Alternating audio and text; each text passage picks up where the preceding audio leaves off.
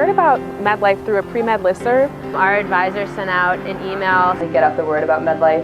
One of the officers of Expansion, Joe, actually sent out a message that they needed a team leader to help start a chapter or help revive a chapter at George Washington University. And I said, how do I start this? What's my first step?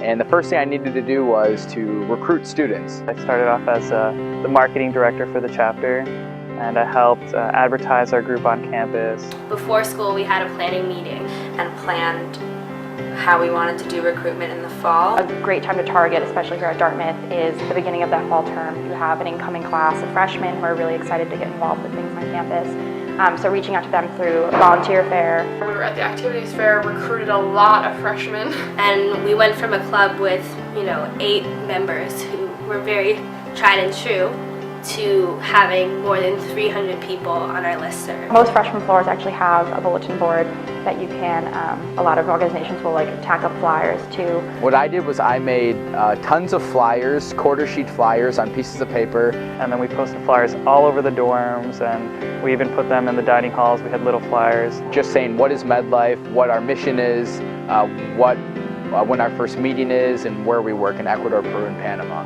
We set up events on Facebook and went chalking on our university. Chalk drawings. Chalk is another big thing on this campus. So we basically tried to get MEDLIFE's name all over campus.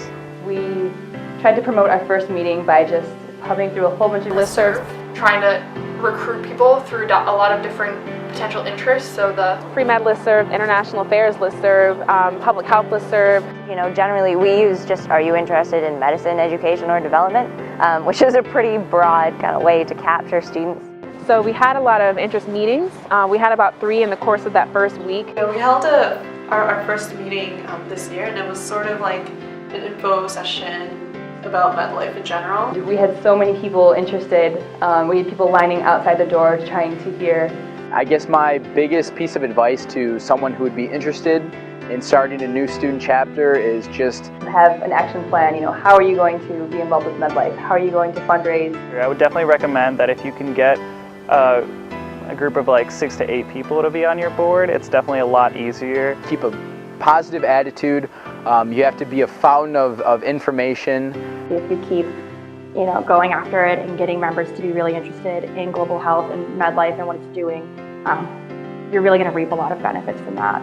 If you have the passion and if you want to really start something really unique at your school that can change the lives of others, definitely start MEDLIFE at your university.